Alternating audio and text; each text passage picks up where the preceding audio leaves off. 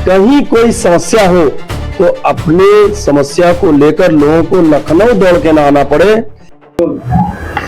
हमारे साथ मौजूद है राज्य पिछड़ा आयोग के सदस्य सत्येंद्र बारी जी, और आज हम इनसे खास बातचीत करेंगे कि जिस प्रकार पूरे उत्तर प्रदेश में लगातार इनका प्रवास देखा जा रहा है और युवाओं में एक खास प्रेरणा स्रोत के रूप में उभर के आए हैं, और युवाओं के द्वारा लगातार कहा गया कि जिस प्रकार बारी समाज के द्वारा और तमाम जितने भी अन्य समाज हैं वो लगातार इनके साथ खड़े हो रहे हैं, और कहीं ना कहीं जब उनकी कोई समस्या होती है तो सबसे अधिक अगर कोई व्यक्ति इस समय साथ दे रहा है राज्य पिछड़ा आयोग पिछड़ी समाज के द्वारा, तो वो सत्येंद्र बारी जी हैं। तो हम इनसे बातचीत करेंगे कि लगातार जो आपका प्रवास हो रहा है और जिसको ले करके आप आयोग के माध्यम से लोगों के घर घर तक जा रहे हैं, ऐसा पहले कभी नहीं देखा गया, क्या कहना चाहेंगे? बहुत बहुत धन्यवाद मुझे आज अपने चैनल के माध्यम से बोलने का अवसर देने के लिए आदरणीय राजकिशोर जी। आपको बताते हुए अत्यंत गर्व का अनुभव हो रहा है कि जीवन में किसी भी व्यक्ति को किसी भी तरह का कोई कार्य मिले तो उस कार्य को पूरी प्रामाणिकता के साथ करना चाहिए, ऐसा मेरा मानना है। माँ मुझे बताती थी और संगठन ने यही सिखाया है। जब राज्य पिछड़ा वर्ग आयोग में सदस्य के रूप में मेरी योजना हुई 2024 में, मैंने अनुभव किया कि आयोग का प्रयोग प्रभावशाली लोग, धनाढ्य लोग या ऐसे लोग जो आयोग के बारे में जानते थे वही करते हैं, और उनके मन में भाव था क्या कि आयोग कोई कोर्ट है और लखनऊ में वहां सुनवाई होगी, अपना एप्लीकेशन देंगे।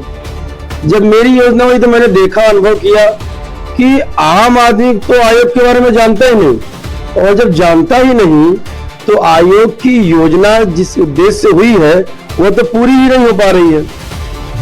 आपको एक उदाहरण बता के समझा रहा हूं। मान लीजिए सोनभद्र के किसी बीहड़ गांव में किसी पिछड़े समाज के पुरुष अथवा महिला के साथ कोई दुर्व्यवहार होता है और वह अपनी समस्या लेकर के पुलिस स्टेशन जाती है, वहां दरोगा के द्वारा भी उसके साथ दुर्व्यवहार किया जाता है, उसकी बात नहीं सुनी जाती, उसे न्याय नहीं मिलता, तो थक हार के मायूस होकर मन में अभाव लेकर के कि मेरी कोई सुनवाई नहीं होगी। उसे पता ही नहीं कि एक आयोग भी है जो इन सब से ऊपर है, और इन्हीं घटनाओं के लिए जब कोई व्यक्ति, कोई अधिकारी आपकी न सुने, आपको न्याय न दे, आपके साथ पक्षपात करे, आपके साथ दोषपूर्ण दुर्व्यवहार करे, तब आयोग आपके साथ खड़ा है।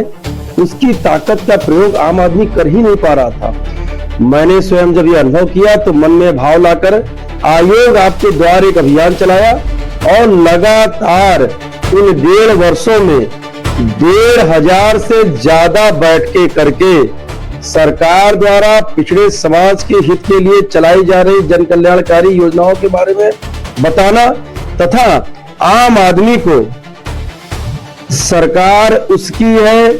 हमारे लिए उत्तर प्रदेश में रहने वाला व्यक्ति वो कोई वोटर मात्र नहीं है, वो हमारे ही परिवार का अंग है, ऐसा भाव लेकर के लगातार घर घर जाकर संबंधित अधिकारियों के द्वारा लोगों को न्याय दिलाने का काम मेरे द्वारा किया जा रहा है। इसी क्रम में जब मैंने देखा प्रामाणिकता के साथ काम करते हुए पूरे प्रदेश में एक लहर जग गई, एक विश्वास जग गया लोगों के मन में कि आयोग हमारे साथ खड़ा है, तो लगातार लोगों के फोन आने लगे, दूर दूर से लोग लखनऊ हमारे आवास पर आने लगे, यहाँ पूरी भीड़ लगने लगी। तब हमने अनुभव किया कि नहीं, इस काम को बांटने की आवश्यकता है, और अभी तक 40 से ज्यादा जनपदों में हमारे जन सहायता जन संपर्क केंद्र खोले जा चुके हैं, जो कि मेरे व्यक्तिगत प्रयास से हैं। वहां 2-2 प्रतिनिधि बनाए गए हैं।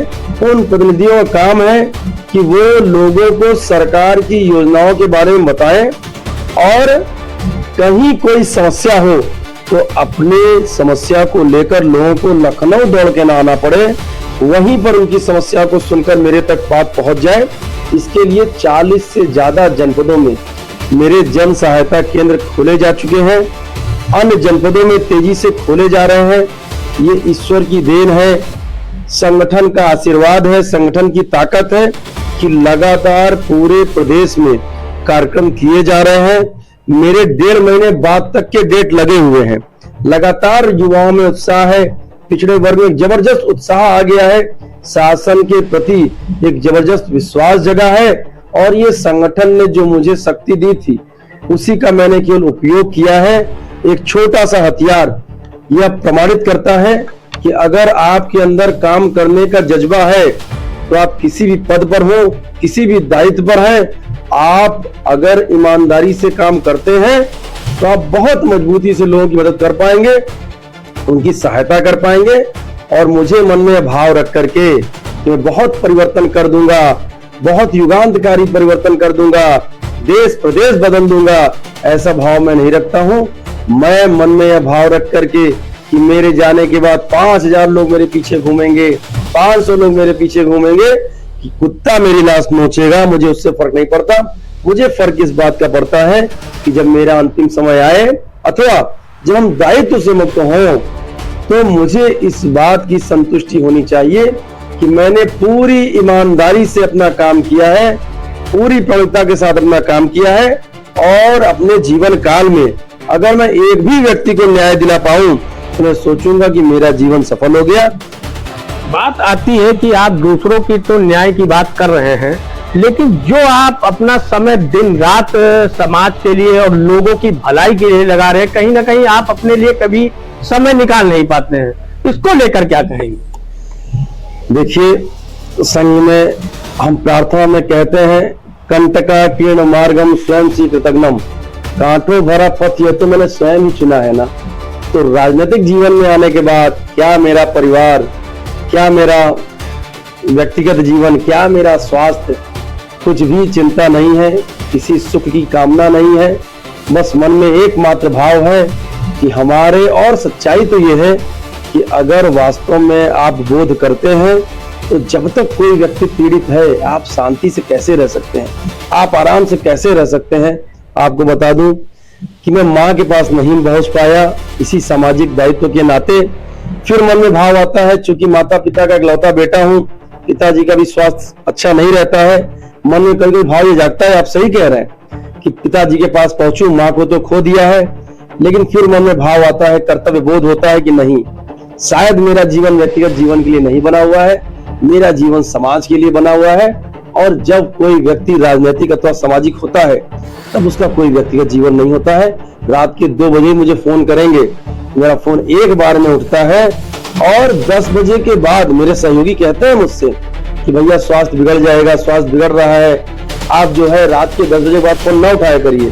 मैं उनसे कहता हूँ कि 10 बजे के बाद जो भी व्यक्ति फोन करता है वो कोई मनोरंजन के लिए फोन नहीं करता, वो किसी न किसी पीड़ा के लिए फोन करता है।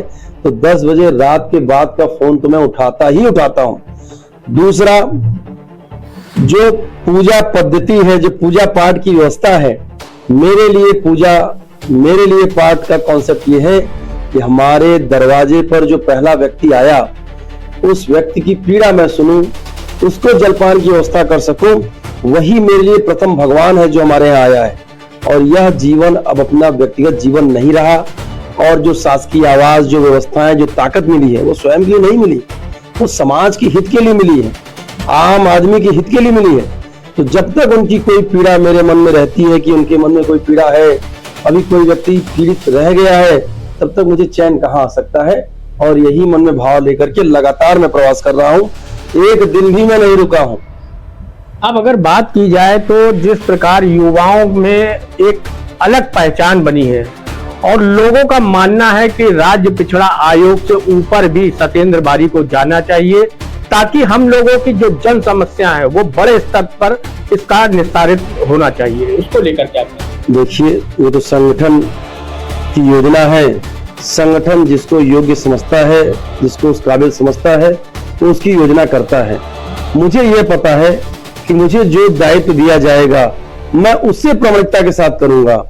मुझे क्या दायित्व दिया जाएगा मुझे यह नहीं पता, लेकिन एक स्वयंसेवक होने के नाते अगर मुझे झाड़ू मारने का भी दायित्व दिया जाता है तो झाड़ू इतनी अच्छी तरीके से लगाऊंगा कि कोई भी व्यक्ति आए तो यह पूछे कि झाड़ू यहाँ किसने लगाया है। और स्वयंसेवक को जो भी दायित्व मिलता है, जो भी कार्य करने का अवसर मिलता है, वो उस काम को बड़ी प्रामाणिकता के साथ करता है। और संगठन जो भी दायित्व मुझे देगा मैं पूरे विश्वास के साथ विश्वास दिलाता हूं कि बिना स्वयं की चिंता किए बिना, अपने परिवार की चिंता किए बिना एक राष्ट्र ही मेरे लिए सर्वोपरि है, समाज ही मेरे लिए सर्वोपरि है, ऐसा पवित्र भाव लेकर के मैं काम कर रहा हूं और उसी के लिए संकल्पित हूं और मां ने मुझे यही सिखाया है। देखा जाए तो केवल आपका अपना समाज नहीं है, अन्य समाजों में आज आपकी एक अलग पहचान बनी है। लोगों में एक इच्छा जागी है कि सत्येंद्र बारी जो कि किसी भी व्यक्ति के लिए किसी भी समय पे खड़े होते हैं और कहीं ना कहीं उनको हर तरीके से मदद पहुंचाने का कार्य करते हैं या उनकी समस्या का समाधान करते हैं। तो उनको लगता है कि सत्येंद्र बारी अब कुछ बड़ी जगह पे जाना चाहिए जिससे कि आगे उनके पूरे समाज का ही विकास हो सके और सर्व समाज का विकास हो सके। उसके लिए क्या? देखिए, कभी कभी ऐसा लगता है कि हम जिस स्तर पर लोग हमसे अपेक्षा कर रहे हैं, लगातार लोगों की अपेक्षाएं बढ़ती जा रही हैं। पूरे प्रदेश में बहुत बड़ा जन सैलाब अपनी अपेक्षाएं लेकर के मुझसे बैठा हुआ है और प्रयास मेरा होता है कि मैं लगातार उनकी अपेक्षाओं पे खरा उतरूं, उनके लिए कुछ कर पाऊं। यह जो जीवन मिला है, जो ईश्वर ने मुझे जीवन दिया है, उस जीवन का सदुपयोग ही यही है कि मैं औरों के काम आ पाऊं। मां ने मुझे यही सिखाया था। इसी क्रम में लगातार लोगों की अपेक्षाएं बढ़ती जा रही हैं। अब ये तो संगठन है, संगठन तय करेगा कि मुझे क्या करना है, कैसे करना है। लेकिन हाँ, यह मुझे पता है कि आज जो भी हूँ वो संगठन की बदौलत हूँ और संगठन को सर्वोपरि मानते हुए मेरा मुझ में कुछ भी नहीं है।